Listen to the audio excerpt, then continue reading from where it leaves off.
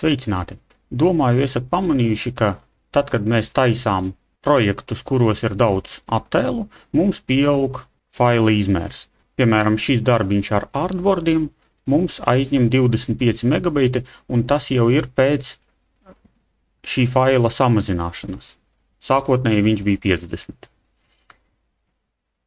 Kā mēs varam ar to cīnīties? Ir pilnīgi skaidrs, ka ja bildes ver, teiksim, 3 megabaitus un mēs ievietojam 10 bildes, tātad mūsu faila izmērs būs nemazāks par 30 megabaitiem. Šodien parunāsim par to, kā pievienot attēlu, nepalielinot faila izmēru. Un to mēs varam izdarīt tad, ja mēs viņu liekam kā linku.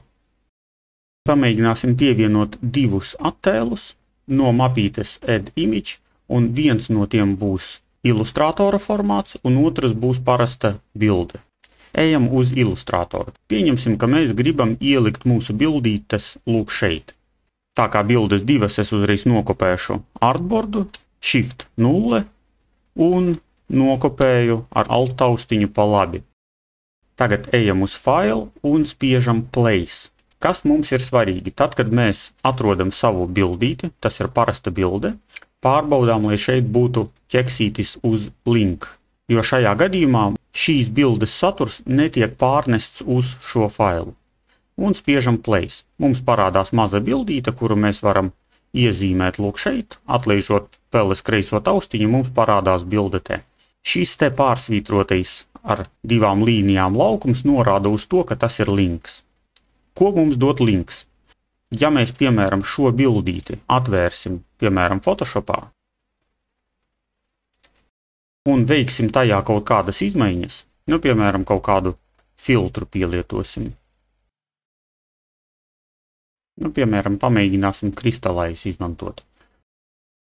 Un saglabāsim šo bildīti, Ctrl+S.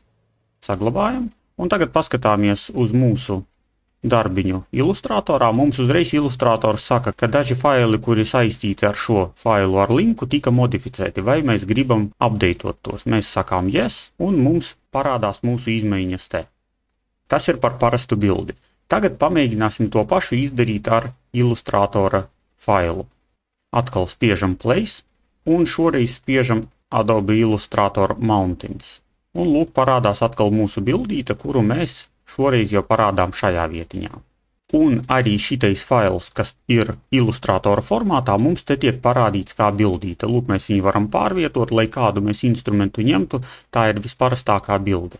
Vienīgais, kā mēs viņu varam ietekmēt, mēs viņu varam mainīt vai nu atverot lūk šeit caur ilustrātoru, vai arī otrs variants, kas ir vieglāks, Edit Original. Un mums šitais fails tiek atvērts atsevišķā dokumentā. Un ko mēs varam izdarīt? Piemēram, mēs varam paņemt un iezīmēt saulīti. Un iekrāsosim viņu saulē līdzīgā krāsā. Un tagad saglabājam Ctrl+S un skatāmies, kas mums notiek šajā oriģinālajā failiņā. Tā kā tas ir links, tad arī šeit mums jāparādās iespējai updateot šo failu, un lūk, mēs to redzam, spiežam yes, un mums parādās saulīte. Tagad pieņemsim, ka mēs šos te failiņus gribam dabūt iekšā mūsu artboardos. Kustinām viņus tā, it kā tā būtu visparastākā bildīte, liekam iekšā, un palielinām tik stipri, cik mums vajag, lai viņa ietilptu šajā te vietā. Kad tas ir gatavs, pārvietojam uz fonu. Arrange un Send to Back. Un atrodam labāko pozīciju. Piemēram, lai būtu arī saulīte redzama, varam ielikt lūk šādi. Bet šajā gadījumā es redzu, ka man saulīte atrodas zem teksta, un tas nav pārāk laba kompozīcija. Tāpēc, pirms es apgriezīšu šīs te daļas, man vajag uztaisīt te visu, kā tam ir jābūt. Paskaidrošu, kāpēc. Pirmkārt, kā mēs varam apgriezt? Ja es tagad Properties sadaļā nospiedīšu Crop Image, man parādās iespēja noteikt jaunās robežas šim te failam. Es izvēlos šādu te izskatu un spiežu Apply. Un ja es tagad savā oriģinālajā failiņā aizvilkšu šo te saulīti uz šejieni un nospiedīšu Ctrl+S, šīs izmaiņas man neparādīsies te, tāpēc, ka šajā brīdī apgriežot bildi, es esmu viņu saglabājis šajā failā. Savukārt, ja mēs atkāpsimies solīti atpakaļ uz šo momentu, tad viņš gan man piedāvās updateot šo te failu. Tagad es viņu varu atkal novietot man labākā pozīcijā, crop, un atkal noteikt šīs te robežas. Un spiežam apply. Tā ir mūsu jaunā bildīte, kura vairs neattiecas uz šo te failu, tāpēc, ka viņa ir apgriezta. Tagad ievietosim šo te bildīti šajā formātā, un es speciāli veidoju bildes kopiju un spiežu crop image. Uzreiz mums ilustrators saka, ka mēs apgriežam tikai linka failu, ka oriģinālais fails netiks ietekmēts. Norādām mūsu jaunā formāta izmērus un spiežam apply. Aizvīdīšu šo te failiņu uz fonu. Tagad, ja es nolemšu kaut ko mainīt pašā bildītē, lūk šeit, piemēram, mēs viņu gribam atgriezt uz veco izskatu, bez filtra ietekmes. Es viņu saglabāju, tad paskatieties, kas mums notiek ilustratorā.